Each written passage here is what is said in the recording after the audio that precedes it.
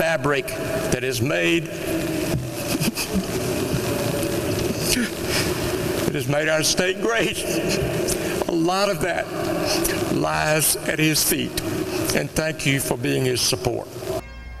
A lot of emotion these last 3 days. Zell Miller was laid to rest in a private family service incoming this afternoon. Chief Meteorologist David Janley here with our temperatures that are well above the norm and certainly warmer than we've been in the past week and a half or so. Look at this, 76. That's been our high so far here in Atlanta. A little warmer down towards Griffin and Eatonton. They brushed 80 this afternoon. It's 80 here in the 6 o'clock hour in LaGrange, even 70 up in Blairsville. Now, Fox 5 Live Viper locally, nothing going on, but we've got a whole mess of stuff out here to our west. And you see some embedded strong to severe storms there in Louisiana making their way into Mississippi. The red there indicating tornado watches. We got a couple active warnings there in northern Louisiana. Now, that system is coming our direction. We'll be in here in the next 24 hours. In the meantime, just some clouds and a very nice night if you're heading out. It's going to be pretty pleasant. Yeah, warm too. And overnight, we're only going to be in the mid to upper 50s by daybreak come Thursday morning. A few passing light showers in extreme North Georgia the first part of the day. We're waiting on the line to roll in here, and that's going to be long about 4 or 5 o'clock in the afternoon tomorrow. Out ahead of it, a pretty good warm up with readings in the 70s, and you see a line of storms right there. Storms capable of some nasty thunderstorms. Yeah, with damaging winds, maybe even a spin up tornado. We're seeing that here. This is going to be today and tonight, well out to our west. All of that shifts eastbound. Now, we're just in the marginal risk or the threat level 1. Higher risk is over next door in Alabama, but it's going to be a stormy night tomorrow night across North Georgia. We'll talk about that and as well as the temperatures and conditions into the Easter weekend. Heading your way in about 20 minutes.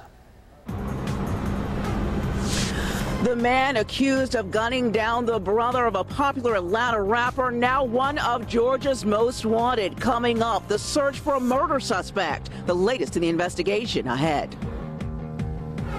And I'm Morris Diggs. You've not heard anywhere about the full impact of the City Hall hack of the computers in the government operations, specifically on the Atlanta Police Department.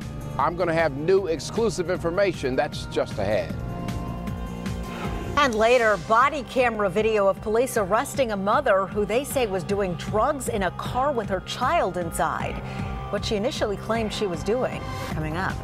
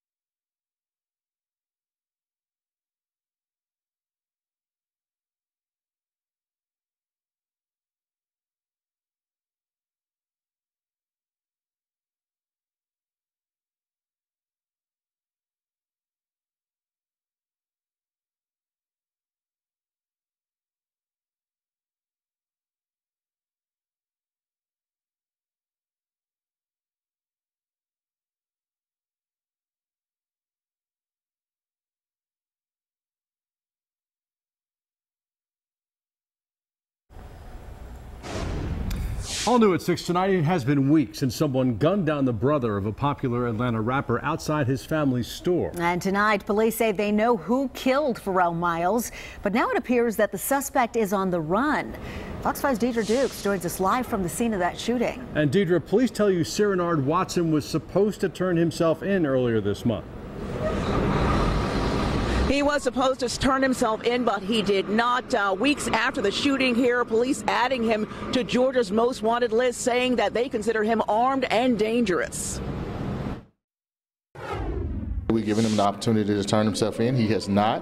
So now he's on our Georgia's top 10 most wanted list. He is 27-year-old Serenard Eugene Watson, charged with murdering the brother of a popular Atlanta rapper in February. The victim, 48-year-old Pharrell Miles, was gunned down outside of the House of Fresh clothing store on Howell Mill Road.